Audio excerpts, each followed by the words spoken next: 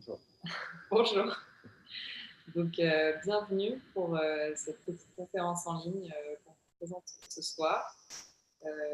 Merci aussi à vous d'être là. Voilà, donc, je vais nous présenter Florent, qui a fait le plaisir de se joindre à moi ce soir, qui est un super ambassadeur, et donc moi-même Coralie, qui fait partie de l'équipe Home Exchange pour la francophonie. Voilà.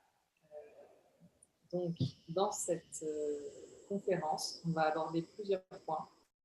On va commencer par vous présenter qui sont les Home Exchangers, pour que vous en sachiez un petit peu plus. Et puis, on va vous parler aussi de la confiance, qui est un important dans notre communauté. On va pouvoir vous présenter un petit peu les types d'échanges aussi que vous pouvez faire sur Home Exchange. Et vous donner des conseils sur comment trouver votre premier échange et comment vous préparer. Donc, tout d'abord, qui sont les Home Exchangers? Alors, l'idée ici, c'est de bien comprendre que les gens qui sont présents sur cette plateforme de Home Exchange, c'est des gens comme vous, comme nous. On a beau avoir 400 000 maisons aujourd'hui à travers le monde dans 187 pays. L'important, c'est qu'on a des communautés avec des valeurs communes. Pour information, du coup, vous avez un petit peu le panel représentatif de la communauté Home Exchange. On voit qu'il y a quand même une bonne majorité de familles, mais pas que. Il y a aussi des voyageurs solos, des couples dont les enfants ont quitté le nid, et même des retraités, une partie de la communauté qui utilisent Home Exchange. Alors, pourquoi est-ce que justement cette communauté fait de l'échange de maisons? Ça peut paraître évident, mais voilà, la plupart rejoignent la communauté pour des économies, parce qu'on fait 50% d'économies sur son budget voyage. Mais il faut savoir que si on commence, on teste Exchange souvent pour cet aspect-là, euh, il y a aussi toute une aventure derrière qui pousse les gens à rester. Ça permet aussi de voyager beaucoup plus souvent avec ces économies ou de faire des activités pendant votre voyage, d'aller faire un restaurant, d'aller faire une sortie, etc., et d'utiliser cet argent autrement. Ça permet aussi de vivre comme un local. En fait, vous avez du coup la maison d'une personne qui est là-bas, vous avez ses conseils, vous avez son entourage, sa voiture parfois. Sa voiture parfois. Donc ça crée une expérience qui est vraiment différente. Et puis aussi, il ne faut pas oublier que du coup, votre maison à vous, pendant que vous êtes chez votre hôte, elle est entretenue, elle est occupée, donc ça, par rapport au cambriolage, ça peut rassurer. Vous avez par exemple vos animaux aussi qui peuvent être chouchoutés, les plantes qui sont arrosées, etc. Et puis, pendant que vous êtes chez votre hôte, vous pouvez profiter de la maison qui est occupée. Donc, ça veut dire la cuisine pour pouvoir faire un repas à la maison avec tous les enfants, les jouets pour les enfants, la chaise haute. Le wifi pour les ados. Exactement. Donc, ça fait quand même pas mal d'avantages qui font un coup quand même super appréciable. Donc, je vais laisser la parole à Laurent qui va présenter un peu aussi son expérience en tant que home exchanger. Oui. L'idée, c'est de vous dire que moi, je suis un échangeur comme les autres. J'échange en famille depuis 2012. On a toujours en fait voulu faire ça. On avait une maison qui ne s'y prêtait pas, mais rapidement, on a eu une maison terminée, propre. On s'est dit, tiens, allez, on se lance. À l'époque, on s'était dit, on va essayer de rester plutôt en France pour une première expérience. Au moins, on n'a pas la barrière de la langue pour les premières discussions. Donc, on a atterri en Bretagne. Ça a été une expérience magnifique.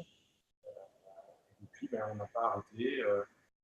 Là où on s'imaginait partir une fois par an en été, en fait, on a commencé à se laisser tenter par des propositions qui n'étaient pas forcément des lieux ni des périodes qui pour nous au départ. Et en fait, on est fini à partir de 3, 4 fois, 5 fois même la meilleure des années. On a fait quelques photos, pour montrer qu'on peut échanger à la fois en France comme à l'étranger. nous sommes en Corse, nous sommes dans le pays de Qatar, pas très loin de la France. Et là, il y a encore des exemples. Voilà. Voilà, on échange à la fois à 2 heures de route de chez nous. Donc, je précise, je suis dans les Landes, dans une station balnéaire qui s'appelle Piscaros. Certes, c'est facile pour moi de trouver des échanges parce que j'habite dans un endroit où les gens aiment venir en vacances. Mais pour autant, vous voyez, je suis allé à Metz. Moi, je suis demandeur de zones où les gens ne sont pas forcément plus attendus pour trouver des échanges. Et même, je galère pour trouver des échanges dans certaines régions où moi j'ai de la famille où je ne conçois pas d'aller autrement comme échange. Donc voilà, quel que soit l'endroit où vous êtes, vous trouverez des échanges parce qu'il y a des gens qui cherchent à venir chez vous. C'est presque obligé. Donc par exemple, la photo de gauche, voilà, c'est notre échange à Metz pour les fêtes de fin d'année. J'ai toute la famille en Lorraine, donc plutôt de souhaiter chez les parents, grands-parents. Et on trouve un échange et on est super bien logé. Donc également à la Bergerac, 2 petites heures de voiture chez moi. Nous sommes allés en Suède. La photo où on voit les 2 familles réunies, c'est sur une petite île au large de Göteborg où on s'est retrouvés entre échangeurs de maison. On s'est rencontrés sur Google. On a décidé de faire un pique-nique ensemble sur une île au large de Göteborg. Aussi aller à Rome. Voilà. Des destinations qui sont assez demandées. Et pour information, du coup, on précise que la France est le pays le plus demandé en échange. Et pour le reste de la francophonie, il y a aussi, donc le Canada est en 4e position, la Belgique et la Suisse sont en 13e et 14e position.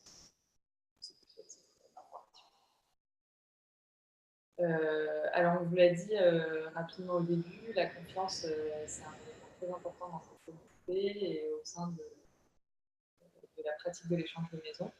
Donc, pour vous en dire un petit peu plus, qu'est-ce que la communauté? En fait, il faut bien comprendre que tous les membres de Home Exchange sont à la fois des invités et des hôtes, ce qui veut dire que accueillis et accueillants.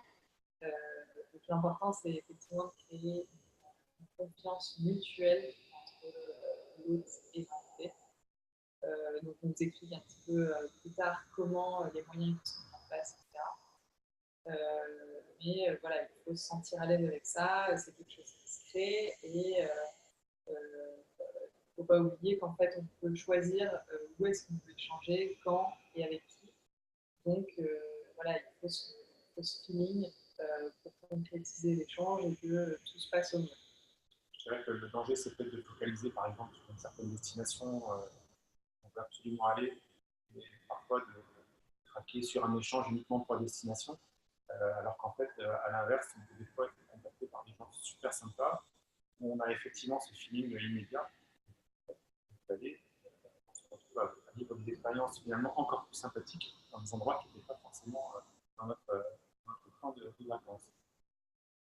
C'est un bon moyen de sortir un petit peu de l'habitude. Alors, comment concrètement faire confiance?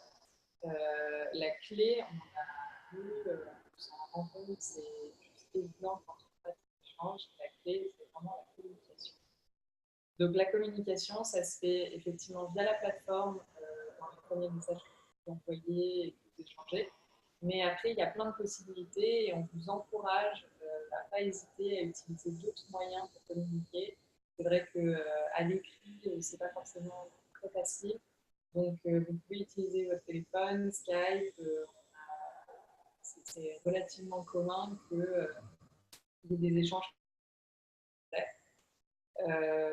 Et finalement, il y a encore 2 points qui sont abordés. C'est les avis, les échanges qui ont été réalisés par le passé. Parce que, évidemment, quand on est nouveau la première fois, on ne connaît pas la personne, on a envie de savoir un peu comment ça s'est passé dans les précédents échanges. Et ça veut aussi dire que c'est important de noter et de commenter les échanges que vous avez réalisés pour que tout le monde puisse avoir une vision aussi sur les précédents échanges. N'hésitez pas, si vous contactez des membres expérimentés, à leur dire que vous êtes des débutants et que ce n'est pas parce que vous n'avez pas encore d'avis que on n'a pas d'avis.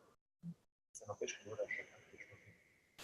Et c'est vrai que en général, la communauté, du coup, les membres, quand c'est le premier échange, euh, moi je me souviens en tout cas de mon expérience, on m'a beaucoup aidé et accompagné, on m'a donné des conseils, donc c'est très rassurant. Et, voilà, ça m'a beaucoup aidé, j'ai beaucoup apprécié. En fait, je pense qu'assez souvent, le bouche à oreille fonctionne et on a des, des amis qui avaient changé dans le monde, qui nous ont expliqué comment ils procédaient, etc. N'hésitez pas, si vous connaissez du monde qui l'a déjà fait, sinon venez sur le groupe Facebook, posez des questions. Voilà, il n'y a pas de mauvaises questions, il n'y a pas de questions idiotes, mais des choses bêtes, comment retrouver la clé de la maison, comment se mettre d'accord pour ça, voilà, des petits détails sont importants de connaître au départ. On ne maîtrise pas forcément, auxquels on n'aurait pas pensé. Et finalement, dernière chose, ben, sachez que nous, on est là, il ne faut pas hésiter, toute l'équipe en Exchange est mobilisée, et donc vous pouvez évidemment nous contacter. Et sachez aussi qu'en cas de pépin, on est là aussi. Donc le service en Exchange est mis en place pour que si il y a une annulation d'un échange d'emplacement ou bien dédommagement, euh, idem si par exemple le logement n'est pas conforme à la description de départ, et aussi avec une couverture de dommages, encore une fois, ça arrive qu'il y ait des dommages accidentels, si vous êtes chez quelqu'un ou si quelqu'un est chez vous. Pour pouvoir partir l'esprit léger, le service of exchange est là justement pour ça. On est focalisé pas là-dessus, moi, à 22 échanges, si on a eu 2 verres cassés, on en a peut-être autant cassé chez les autres. Non, j'ai pas eu de problème. Alors, autre sujet, c'est les différents échanges qui peuvent être réalisés. Alors, concrètement, il y a deux types d'échanges. Il y a l'échange réciproque et l'échange non réciproque. L'échange réciproque, c'est je vais chez Florent pendant que Florent est chez moi. Et ça peut se passer au même moment. C'est-à-dire que ce week-end, je vais chez toi, tu viens chez moi. Ou ça peut être à deux périodes différentes. Donc, si par exemple, moi je suis chez mes parents ce week-end, je vais leur rendre visite, mon appartement est libre et donc je propose à Florent, à qui ça rend service, de venir chez moi ce week-end. Et que, par exemple, cet été, en l'occurrence, ce sera toi qui seras en vacances chez des amis et moi je peux profiter de son logement à ce moment-là. Ça fonctionne très bien aussi avec les résidences secondaires. Comme chez les gens, à des moments un peu plus souples, parce qu'ils ne sont pas tout le temps dans leur vie. Eux peuvent venir chez nous. Nous, on est vraiment en vacances. Et le deuxième système du coup non réciproque, ça c'est contre les guest points. En fait, l'idée c'est que on accueille par exemple, moi j'accueille chez moi des gens qui suis chez mes parents, et donc ils vont pouvoir me donner des guest points en échange de mon hospitalité, et ensuite je pourrais utiliser ces guest points pour partir chez quelqu'un d'autre à un autre moment. Voilà. En fait, ça permet de faire circuler un petit peu et de pouvoir aller dans d'autres destinations. Et c'est vrai que ça aide beaucoup parce qu'on s'est rendu compte qu'à certaines périodes de l'année, il y a des zones qui sont beaucoup plus intéressantes que d'autres, beaucoup plus attrayantes. Euh, et c'est vrai que par exemple, les Français, ils ne rêvent pas forcément d'aller à Paris en plein milieu du mois de juillet, alors qu'il y a plein d'étrangers qui rêvent de venir à Paris à cette période. Et donc, voilà, ça permet de fluidifier l'échange et d'ouvrir de nouvelles opportunités. Quand vous vous inscrivez, justement, vous bénéficiez d'un certain nombre de guest points tout au long de votre inscription qui vous permettent de tester pour la première fois l'échange de maison. Donc, tout d'abord, avec la vérification, dont vous parlez un petit peu avant, de votre profil et de votre maison, vous gagnez 100 guest points. En remplissant donc votre profil et la description de votre maison aussi à 100%, vous gagnez 150 guest points. Et vous pouvez aussi souscrire à l'abonnement Optimum qui vous offre 500 guest points supplémentaires. Donc, cette enveloppe de départ de 1750 guest points, ça vous permet déjà de pouvoir tester un échange de maison en tant qu'invité, donc nous on réciproque déjà sur en moyenne une dizaine de jours. Déjà un beau séjour de départ pour pouvoir vraiment comprendre les choses de maison, en tout cas en tant qu'invité une première fois. Et en plus de ça, vous pouvez aussi avoir 125 guest points par année par année. J'ai parrainé personnellement la moitié de ça. Alors, les guest points, vous me direz comment est-ce qu'on gagne des guest points. Donc, les guest points, vous les gagnez quand vous accueillez chez vous. Et en fait, quand vous accueillez chez vous, votre maison vaut un certain nombre de guest points par nuit. Et ce montant de guest points est calculé sur l'équipement de votre maison, la capacité d'accueil et aussi la localisation. Donc, normalement, si vous avez rempli un petit peu votre profil, vous avez mis suffisamment d'informations, vous avez du coup la valeur de votre maison par nuit en guest points. Si ce n'est pas fait, vous allez voir, ça se calcule du coup automatiquement. Et on voit très bien quand on ajoute certains équipements, de remonter, quand on enlève certains équipements, c'est mécanique. Oui, oui, il y a en fait, c'est calculé, voilà, il y a un algorithme derrière. C'est la même chose pour tout le monde, hein, c'est un système qui est plat, il n'y a pas de... Parfois, on a des questions pour essayer de comprendre pourquoi ma maison vaut autant, etc. Si jamais vous avez encore des questions, n'hésitez pas à revenir vers nous, mais simplement sachez que c'est le même système. C'est important de dire que la majorité des échanges réciproques se font sans application. Oui, oui, oui, oui. C'est vrai qu'il y a la possibilité dans les échanges réciproques euh, de choisir d'utiliser ou non les guest points. Et donc là, ça permet de faire l'économie de guest point, c'est surtout aussi dans la relation d'égalité. Voilà. Pas du tout utiliser les guest points. Et après, c'est un choix à faire pour que les gens ne se sentent pas biaisés si jamais ils pensent qu'il y a vraiment une inégalité. C'est vrai que la plupart se font ça. Oui. J'ai une grande maison, mais j'ai changé des petits appartements contre quasiment des châteaux parfois. L'offre et la demande, en fait, c'est le lieu, c'est les opportunités. C'est pas toujours forcément la même chose. Alors, on vient un peu dans le concret maintenant. Comment trouver un échange? Ça, tu vas pouvoir me dire pas mal Florent sur ton expérience. Voilà, parce qu'on disait tout à l'heure, le point de départ, c'est quand même de bien remplir votre profil et votre maison. Les disponibilités sur calendrier, ça permet d'apparaître quand d'autres personnes font des recherches sur les dates que vous avez remplies comme étant disponibles chez vous. Si vous n'avez aucune date disponible, ça risque de freiner votre apparition dans la recherche des gens. Ça n'empêche qu'on peut le contacter même quand on n'a pas de disponibilité. Ça dépend si on a pas. Moi, je n'ai pas de disponibilité, mais je suis pas mal contacté.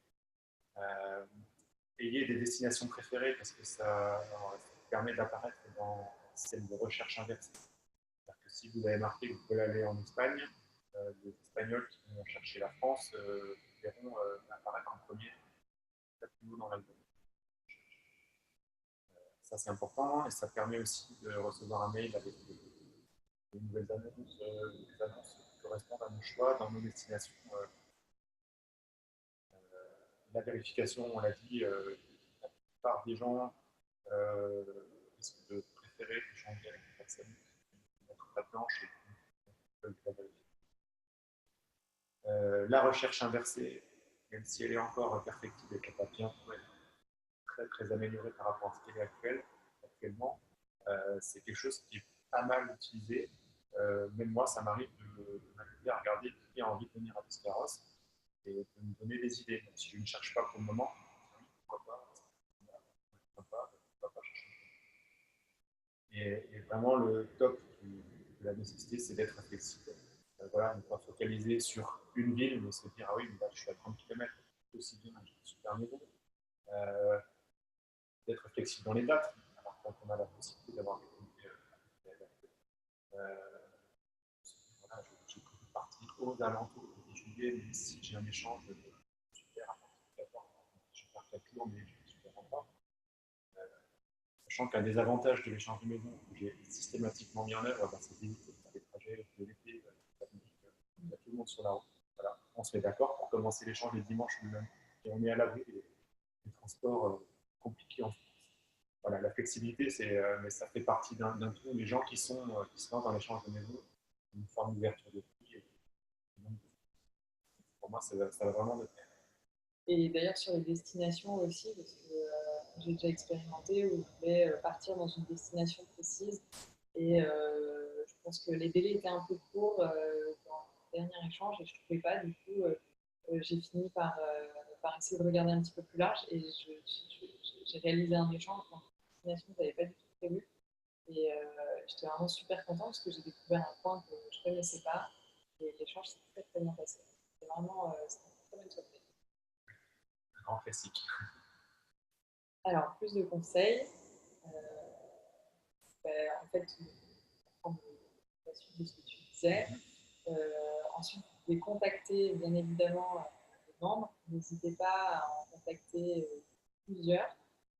L'idée, c'est pas du tout de faire des envois d'emails à la chaîne, mais au contraire de personnaliser un peu votre message. C'est fondamental. Pour moi, c'est fondamental. On détecte vite les envois en masse. On a tous des anecdotes. Je ne suis pas très loin de l'Espagne, j'en suis quand même à 2 heures. Des gens me contactent en anglais en disant envie d'aller en Espagne. Sur une zone très très large. Donc ça, évidemment, on détecte assez vite. On sent avec l'habitude le mail qui n'est pas personnalisé spécialement. Moi, j'ai pour habitude de dire que je contacte très très peu de personnes, mais je cible énormément la composition de la famille, le type de maison, la recherche inversée, les gens dont je sais qui vont venir chez moi. Et j'hésite pas à me vendre, entre guillemets. J'ai une anecdote bête, mais j'ai réussi à échanger en Corse. Quelque chose qui est assez mythique dans l'échange de maison. Très peu d'offres, beaucoup de résidences secondaires, des gens qui échangent que 8 mois.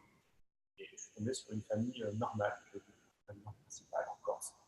Ils n'ont pas laissé leur annonce active très longtemps. Je me suis dit, tiens, la Corse, allez, je tente. Et en fait, j'y suis allé à l'humour. J'ai dit, on a le même revêtement de sol, la hausse de couette de votre fils est la même que la mienne. Je pense qu'on est fait pour s'entendre. Allez, dites-moi oui. Et dans les 2 heures, on s'est mis d'accord et ils ont désactivé leur annonce 10 jours après, tellement ils étaient submergés. Et on a passé 3 semaines à Corse, dans une super maison. Voilà, je pense que si je leur avais dit j'adore la Corse, je veux venir chez vous, bah, ils n'auraient pas matché sur ma proposition. Donc la personnalisation, pour moi, c'est fondamental.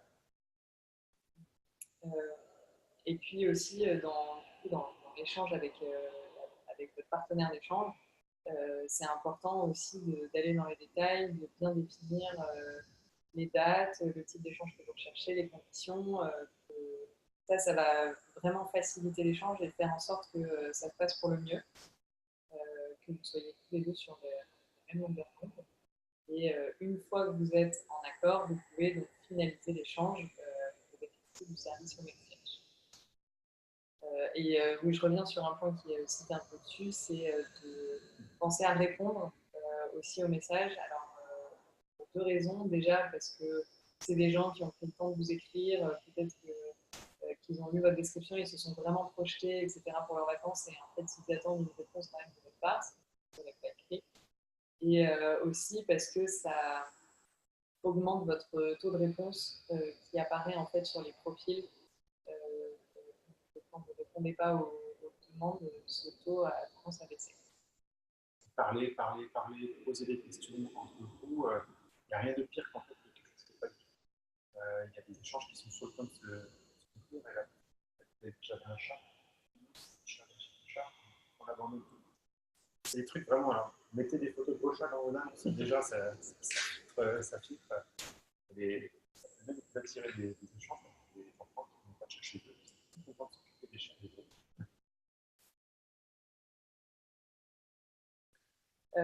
Donc, on a beaucoup parlé des messages personnalisés et on va réinsister un petit peu dessus parce que c'est vraiment important.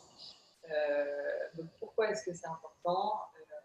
Ça permet de faire confiance, que cette connexion qui se crée entre vous et votre partenaire d'échange, que les deux se sentent vraiment à l'aise et que ça ne ressemble pas à une réservation comme on en ressent encore sur d'autres sites. Et puis aussi de voir si vous avez des choses en commun. Effectivement, c'est important. encore une fois, une dernière fois, personnalisez bien vos messages. C'est bien répété.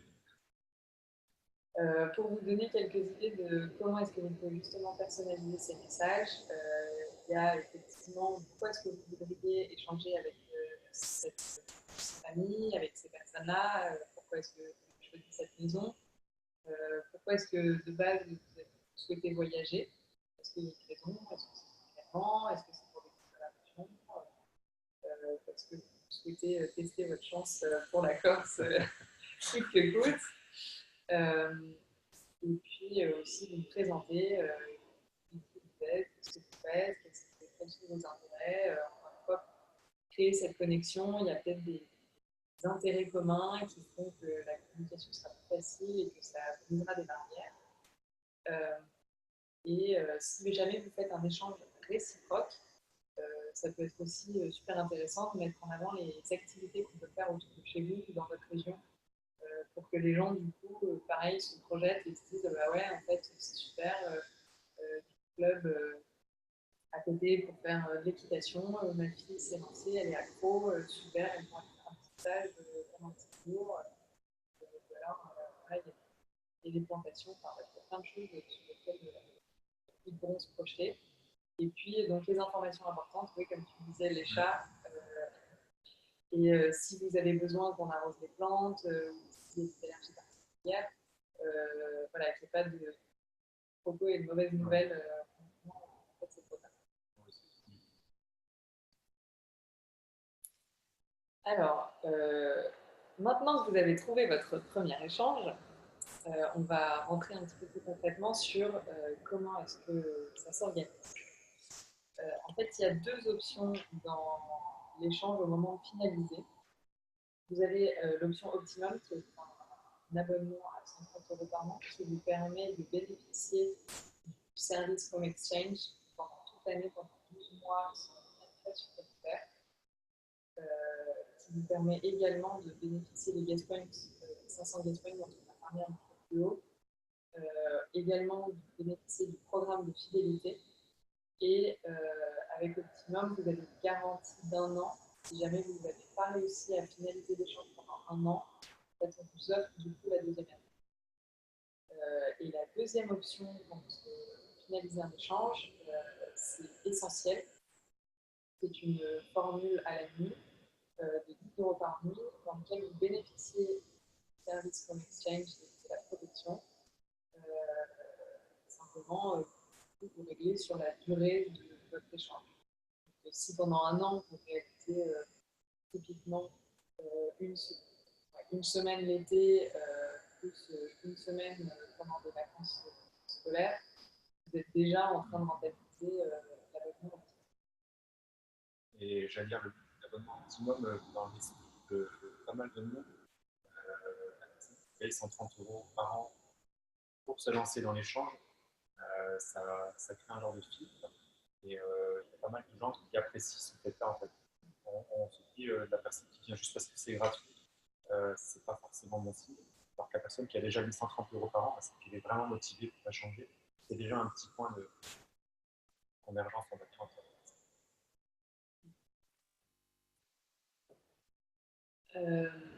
Donc quelques règles quand on est hôte pour savoir en fait comment est-ce que vous allez vous organiser. On vous donne quelques conseils. Quand vous avez des gens qui arrivent chez vous, en fait c'est un peu comme si vous accueilliez des amis et que vous laissez votre maison. Donc il n'y a rien d'extraordinaire. C'est s'organiser par exemple pour donner les clés.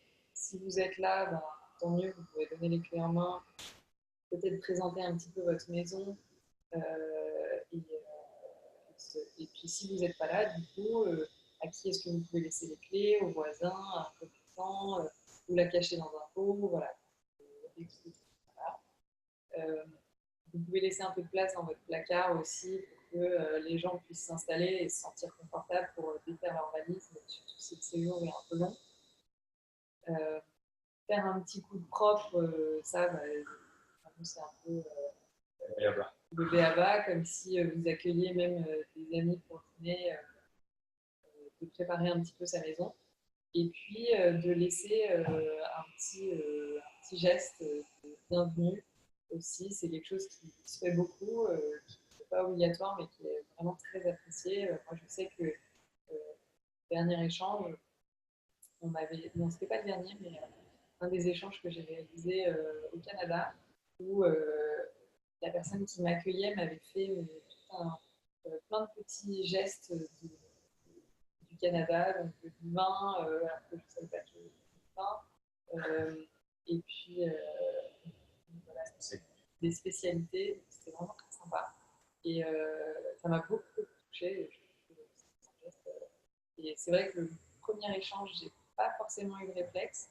Et à partir du moment où on me l'a fait maintenant, j'adore préparer mon échange avec des petits paniers, des petites spécialités, etc. Ça se travaille avec l'habitude. Ça analyse de plus en plus de types de paniers qu'on laisse à l'arrivée. En fonction aussi de l'âge des enfants, il n'y a rien d'obligatoire, mais un petit cadeau pour les enfants, faut quand même se dire que les gens viennent chez vous. Enfin, c'est vraiment comme si des amis venaient. Donc, pour moi, c'est vraiment un petit plus. On a appris aussi à ne pas être déçu quand il n'y a rien chez les gens chez qui on arrive, mais honnêtement, ça n'arrive pas très très souvent. Et ça fait, à la fin, moi, ça me fait vraiment plaisir de le préparer.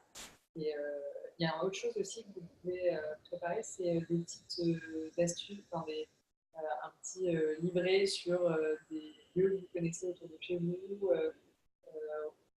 des restaurants par exemple que vous connaissez, que vous recommandez, des activités aussi, ça peut être intéressant. Alors si ce n'est pas sous forme de projet, ça peut être pendant vos communications avec vos invités.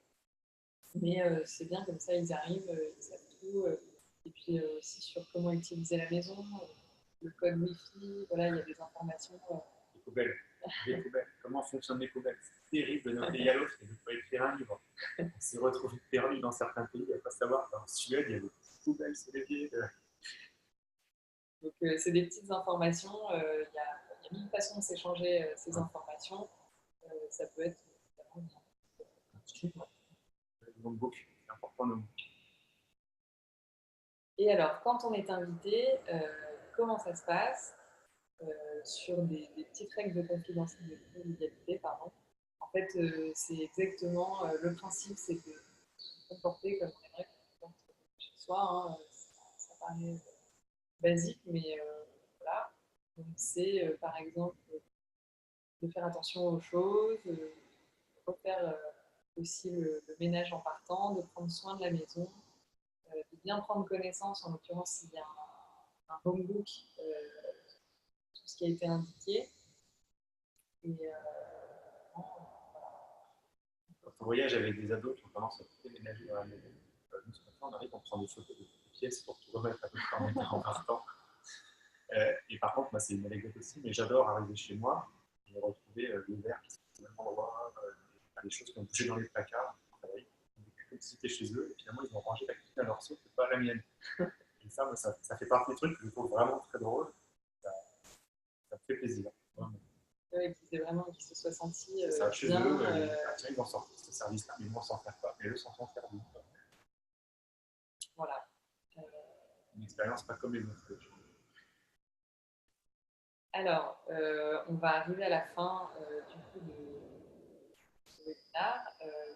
Comment nous joindre si vous avez des questions, des doutes, que vous voulez revenir sur des points qu'on a abordés aujourd'hui, n'hésitez pas à nous contacter donc, par email, sans problème. Il y a l'email ici, vous pouvez aussi le retrouver sur le site internet. Par téléphone, encore une fois, vous avez le numéro, vous pouvez aussi le retrouver sur le site internet. Vous trouverez le lien de la page contact avec tous les détails. On a la chance d'avoir une équipe de support qu'on appelle l'équipe Happiness, qui est une super équipe et qui sera ravie de répondre à toutes vos questions. N'hésitez pas. Et puis finalement par chat, aussi disponible sur le site, on a la chance d'avoir des super ambassadeurs qui nous aident justement pour vous accompagner dans vos premiers pas. Et finalement, sur Facebook, on a des groupes qui sont disponibles. On a aussi la page Facebook de Home Exchange Ici, vous pourrez trouver des informations, des gens qui cherchent des échanges, des astuces, et puis peut-être des gens comme vous, en fait, qui se posent des questions et qui ont besoin qui ont besoin de discuter. Donc, c'est des home exchangers. Vous pourrez directement parler avec la communauté. Il y a énormément dans le point de presque 2000 membres dans le groupe Optimum francophone. Il y a énormément de contacts, de premiers contacts qui se nouent sur le groupe. Des gens, parce que ça leur donne l'impression de se connaître déjà un petit peu, ils voient les discussions sur certaines thématiques et on vient à échanger entre membres Facebook, alors qu'ils ne se seraient pas forcément contactés sur la plateforme au départ. Moi, je vais cet été en Andalousie, c'est un échange que j'ai fait sur le passage de sac voilà, j'ai vu la personne arriver dire on a fait un quatrième enfant, on va enfin pouvoir se remettre à faire des échanges. La photo me disait quelque chose, c'était évidemment ce que j'avais repéré comme étant un endroit où j'avais envie d'aller, etc. Et je me suis dit, tu cherches à venir en France, c'est toujours valable ce que tu disais. Et voilà, ça s'est fait, on a matché. Et je pense que Voilà, donc c'est tout pour nous aujourd'hui. Encore une fois, n'hésitez pas à revenir vers nous si vous avez des questions. On sera ravis d'y répondre. On espère que vous avez eu toutes les informations dont vous avez besoin pour vous lancer dans cette première expérience de l'échange de maison. Et donc, on vous dit à très vite.